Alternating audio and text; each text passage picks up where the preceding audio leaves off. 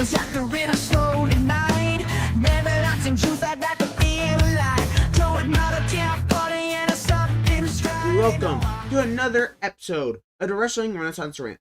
In today's episode, we are going to be going over WrestleMania, as well as some upcoming PLEs, predictions. We also have a bunch of new segments, which is our old ones, which is our PLE Rundown. We also have Hot Take of the Month, our predictions, as we normally do, but with a bunch of new stuff like potential PLE matches, potential storylines, potential signings, and upcoming PLE match winners.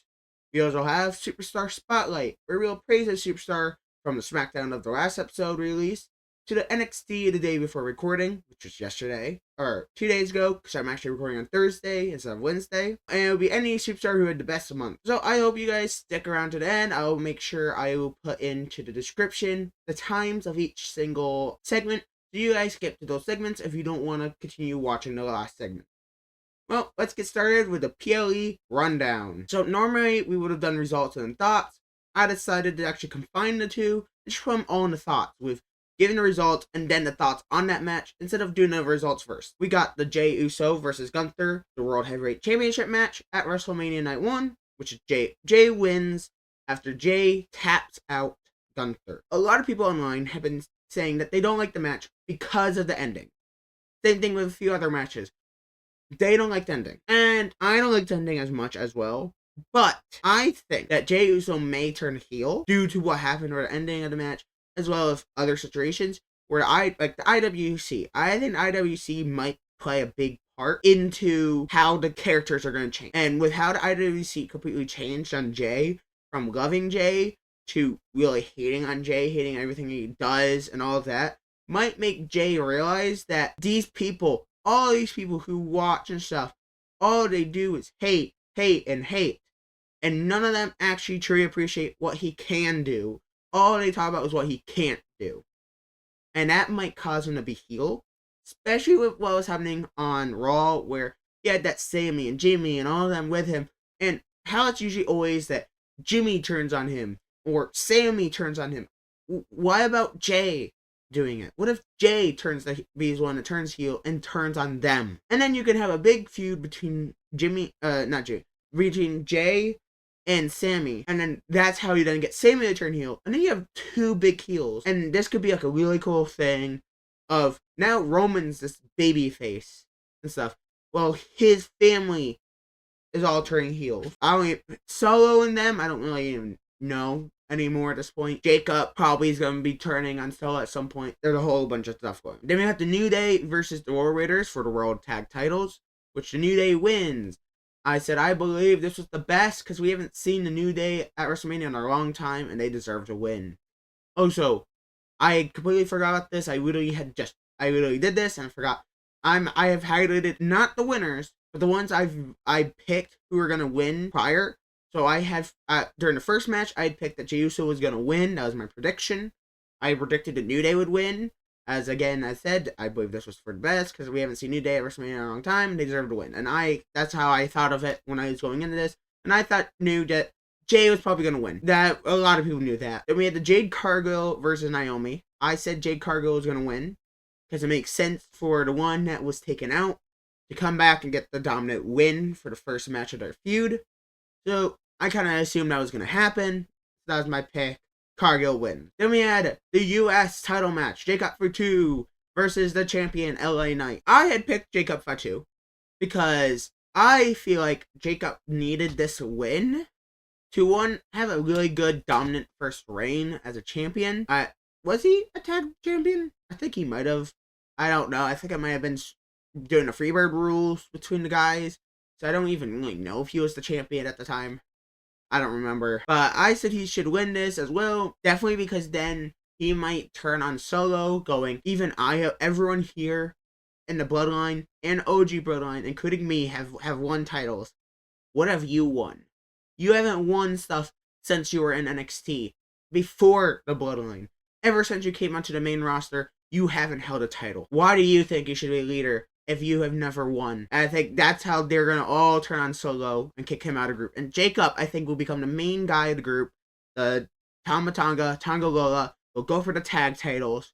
And I think they're gonna try to recreate what Roman and Usos were, and then you can have the Roman and Usos versus versus Jacob and the Tongans. It makes so much sense to do that, and that's how you get the Usos to eventually win the tag titles back and show why they were the dominant tag team in the first place, why they were so great. Show all the people who said they were bad, said they can't do anything, to show them why they were so great in the tag division in the first place, why they deserved to go through everything that they earned, prove their worth, show the IWC. So I said Jacob Fatu should win, and Jacob Fatu wins the US title and new.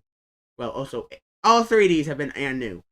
All three title matches. Then we have El Grande Americano versus Rey Mysterio. But Rey Mysterio got injured on SmackDown. So Rey Fenix has actually taken his place. So it's El Grande Americano versus Rey Fenix. This is Rey Fenix's first WrestleMania match ever, as well as El Grande Americano's first match.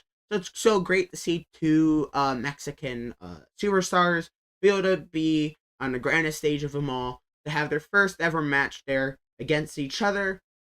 And I had said El Grande Americano should win originally against Rey Mysterio, and I never really changed that. I still said that.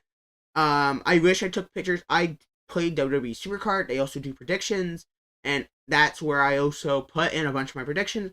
So you guys would have saw what predictions I did pick. It could only allow me to have 6 people, but it would have shown most of the guys I picked were part of the first. It's for part of night 1. Some of them were night 2, but we'll get there soon. But El Grande Americano wins, and I think that's very deserved. El Grande Americano, as you guys know, is a legend in Mexico, so he really deserved this win at WrestleMania. Rey Fenix can always have next year.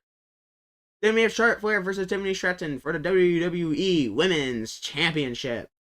I said Tiffany Stratton should retain, especially because of Charlotte Flair. I think Charlotte Flair should not just be able to come back from injury or vacation or whatever they're on and just be able to get instant title shots and win a championship.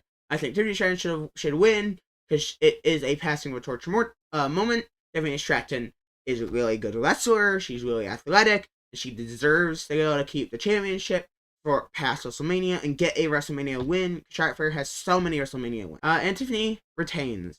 So I'm so happy for that, and I'm excited for the SmackDown that this show will be releasing right prior to. Then we have the triple threat main event with CM Punk, Seth Rollins, and Roman Reigns. So I said CM Punk is going to win this because originally Paul Heyman, who was with Roman, had CM Punk put in his favor. So Roman Reigns, or Paul Heyman, which was with Roman Reigns, now comes out with CM Punk. So he comes out with CM Punk. But during the match, as Paul Heyman looks to betray Roman Reigns and gives a chair to CM Punk, he low blows CM Punk, giving the chair to Roman Reigns. It looks like he might stick with Roman Reigns. Roman Reigns is about to hit Seth Rollins. Paul Heyman low blows Roman Reigns and teams up with Seth Rollins, giving Seth Rollins the win, officially aligning. And before we get to night 2, on Raw, Braun Breaker comes out and takes out CM Punk and Roman Reigns, officially aligning with Seth Rollins and Paul Heyman, becoming a Paul Heyman guy. That means it looks like we might get one more person, and you guys will see who I think that might be. We'll get there eventually. WrestleMania Night 2. We have Bianca Belair versus Rhea Ripley versus Io Sky for the World Women's Championship. So I said Io Sky was going to win this because both Rhea Ripley and Bianca Belair are both being heels here, putting Io Sky to the side. Even though Io Sky was the champion, or is the champion, Rhea Ripley and Bianca Belair kept pushing Io Sky to the side, and Io Sky deserved this win, especially because it should not be such a quick championship reign, because Io Sky is really deserving for it. And Io Sky retains in a awesome triple threat match. This is why I love triple threat matches, fatal 4-ways. I love these type of matches because they're so good. There's always a bunch of things, either being a lot of things that would have DQ'd you, a lot of shenanigans, interferences or something. All these different things that really make these matches really awesome because there's no DQ. And it makes it just so awesome. and I love him, and I'm so glad he has Sky retained. Then we have the Sin City Street Fight. Damian Priest versus Drew McIntyre. I said Damian Priest is going to win, because I thought it was going to be funny that Damian Priest, he made Drew McIntyre get a 5-minute and 30-second title reign, would then beat Drew McIntyre at WrestleMania again, but Drew McIntyre wins. Sadly, I cannot give anything about this because I left for like a few minutes. I came back and it already ended. So like I actually missed this match and I just did not go back and rewatch it. Because I don't really watch WrestleManias back fully until like randomly throughout the year. I might watch it back, or in the next year I watch the past one. But I don't really watch them again. I just go back from what I can remember from watching them. I have bad memory for the most part. But I start trying to talk about as much as I can from what I remember. Then we had the Fatal 4-Way for the Intercontinental Championship. Dominic Mysterio versus Braun Breaker versus Finn Balor versus Penta. This is an awesome match. I loved it. I said Dominic Mysterio was going to win. And I said Dominic Mysterio was going to pin Finn Balor, because this is going to lead to a SummerSlam match between Dominic and Finn Balor for the Intercontinental Championship. Or something of some kind. I think this is going to be a big catalyst for the SummerSlam match. So I said Dominic was going to win. And of course, Dominic Mysterio wins IC Championship. He gets the biggest cheers of the entire night. I think he has more cheers than during the main event. Dominic is so deserving of this. But I think this is going to lead into something that I'm going to talk about later. Potential PLE matches. So please stick around to there. Then we have the Randy Orton versus To Be Determined. So I thought it was going to be Rusev or Aleister Black before the SmackDown that said that basically Aleister Black is coming on SmackDown. And then we found out who's coming out there. And then on Raw, Rusev comes out. So I didn't know about this stuff when I first made these predictions. So I thought it was going to be Rusev or Aleister Black. I said Randy Orton was going to win because it's Randy Orton. Originally, I didn't even know it was going to be his 20th WrestleMania. So, of course, he was going to win there. I thought he was going to win anyway, because it's Randy Orton. Plus, unless it was going to be like Brock Lesnar or Braun Strowman, like one of these big guys that could actually defeat Randy Orton, I was going to say Randy Orton was going to win. But Joe Hendry came out, which was crazy. I'm glad Joe Hendry got his WrestleMania moment. Randy Orton wins after RKOing him when he was taunting, which was a really cool shot. He smiles at the camera, and all of a sudden RKO comes out. The first time I was watching this, I actually had to go back to see what happened, because I saw him slam Randy Orton, and I saw him get up and start smiling at the camera. I looked away at my iPad for 2 seconds. I come up and he's laying on the ground. That's how fast the RKO came out of nowhere. 2 seconds, I look down, I look up and he's on the ground. I had no idea what even happened to him. I just looked up and he was on the ground. That's how crazy it was for me. I loved that match. Yes, it was a very quick squash match, basically. But it was a fun match. But Randy Orton wins. Then we have the women's tag championship match. Lyra Valkyria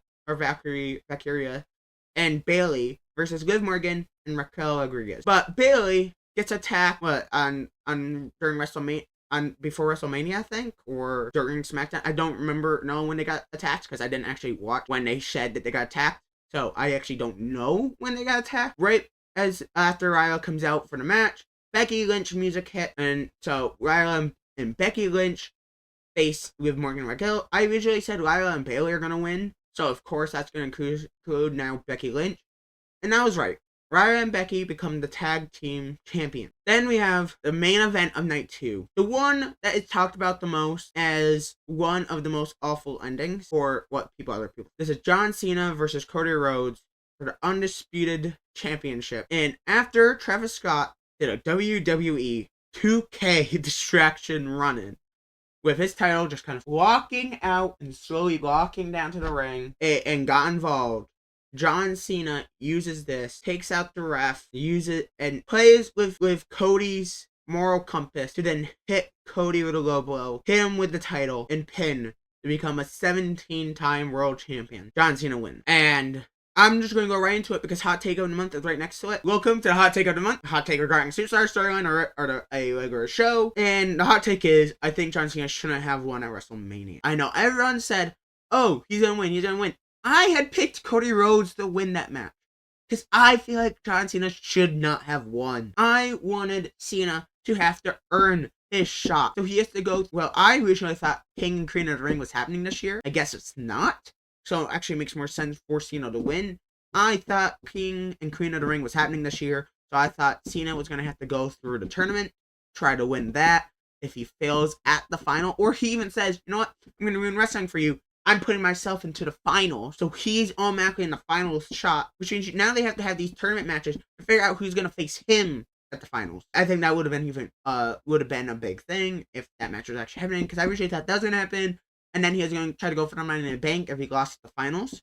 He was gonna go for the Money in the Bank, so then he can just cash in and take out maybe during a Cody versus Randy feud that's at SummerSlam, and Cena will cash in and take the title. But Cena wins instead at WrestleMania, and now it's not getting there. But also, he did say he was going to ruin wrestling, and he's going to take away everything that we thought was going to happen, or things we wanted to happen, or things that make sense. He's making everything not make sense. I kind of like that for that. But again, it doesn't make sense and it hurts my brain. Welcome to the predictions segment. First, we'll go over potential PLE matches. Let's start with the biggest one. From what happened on Raw, where John Cena was talking about how this is the last time you see a real champion, and Randy Orton comes out from behind and RKOs him. So I think at WWE Backlash, it's going to be Randy Orton versus John Cena. And here is this big, I wrote a lot for this. I think this match is going to be main event. I think there's going to be no winner, or no one's being pinned. So I think Seth, Braun, and Paul Heyman will get involved. Thus, having John Cena join the faction, making The Rock, Travis Scott, Braun Breaker, Seth Rollins, John Cena, and Paul Heyman in the biggest faction besides the OG Bloodline. And then if Randy with CM Punk, Roman Reigns, and Usos join forces with the OG Bloodline, right? In a battle for WWE. I think that would be an awesome thing for SummerSlam, is that battle for WWE. Or even War Games, making that the battle for WWE. If John Cena and the rest of the guys of that faction win, that's basically the end of the WWE. I think that would even make sense if Logan Paul was in that, because of how Karrion Kross talks about it, which leads us into our next match. Karrion Kross versus Logan Paul. I believe this after AJ Styles told Kross, deal with it yourself on Raw. And Kross replied, fine, I will. Thus make me believe this is the next Paul match. Plus I believe this is to have Paul appear more by having him in almost every single PLE he has. He has so far been in all 3 PLEs in 2025 besides Saturday Night Main Event. So I think Logan Paul is going to have a match at Backlash, and I think it's going to be against Karrion Kross. And I'm not going to pick who's going to win here because we don't actually know the matches. So I'm not going to really pick who's going to win. I'm just saying what the matches will be. If any of these matches are right, as we get closer, like when all the matches are made, I will make a unlisted video, which then I will be posting that video on social medias, like Twitter and Blue Sky. That way it doesn't affect my channel for those that don't want to watch it. But people can still be able to watch my predictions, or if my predictions are right, I will make videos going over my old predictions of matches with the current list of matches and see if any of them were right and which ones were wrong. I'm also gonna try to make at War Games after Survivor Series that Wrestling Renaissance Rants show. We'll go over what my WrestleMania 42 predictions are, so look out for that one later on. I was gonna make one for this episode. I'm not good with trying to think of matches because I want to kind of be in that 6 months away category, so I have some sense. So then I can hopefully think some of my things are right, and I don't have to go through doing that 1 year, 9 months, 6 months, 3 months type thing. And yes, I did have predictions of what the matches were gonna be for WrestleMania from the Royal Rumble. And I will do a video going over those two, which is not part of this. That'll also be an unlisted video that I'll be doing probably in the next few weeks. Another reason why I think the Karrion Kross Logan Paul feud is gonna happen is because of something that's going to happen in this one of these Raider matches I'm going to be going over. Actually, I'm going to just skip to that match, and then we'll go back to some of the other ones. IC title match. I don't even know if this was actually going to happen. I think this is a match I would love to see myself. The IC title match between Dominic Mysterio versus AJ Styles, which I think Dominic's going to win. And I said, I'm throwing this one out there because I would love to see an AJ Styles and Dom match. And I would love to see him going for another title again. Plus, Dom likes to cheat.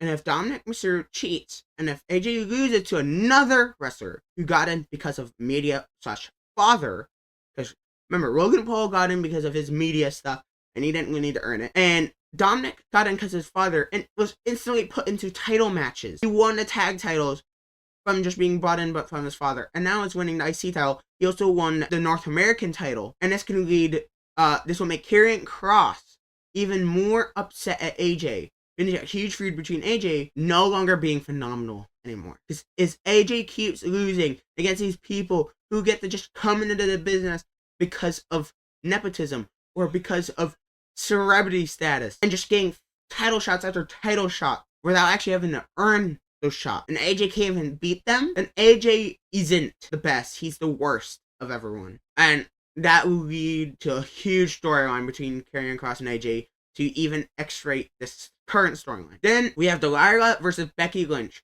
After the heel turn that was caused by Delilah losing their tag titles on Raw, the night after they won it, they lost the titles back to Liv and Raquel. Becky then turns on Delilah, attacking her, which leads to a heel turn, which will lead to a match at Backlash. I'm pretty sure this was because of the attack. This is already kind of guaranteed. If it's not a guaranteed match at Backlash, what are they doing? Why would they set this up just for it to be at Saturday Night Main Event? Then we had this commentary thing. On Raw, Gunther attacked the commentary team. And Pat McAfee tried to attack Gunther and push him away. And Gunther puts him to sleep. He takes out Pat McAfee.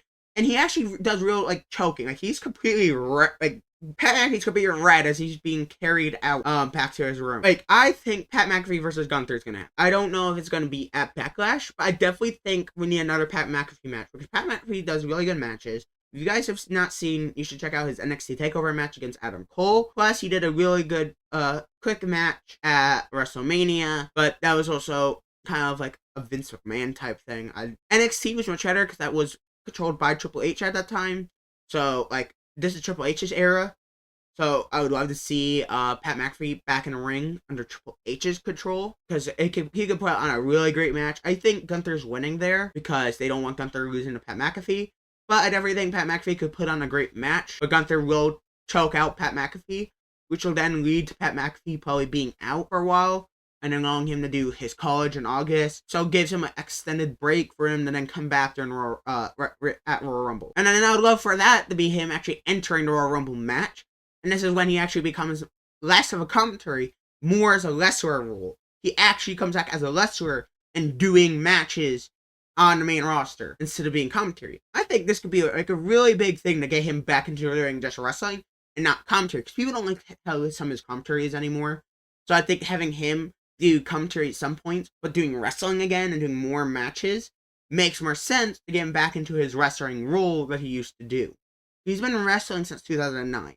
So, he needs to be able to do wrestling. And other commentary and backstage personnel who are on TV, like Kathy Kelly and all of them, they're also doing classes for, being a manager, promo classes, wrestling classes, all of them are doing these different things and practicing and getting back into the business.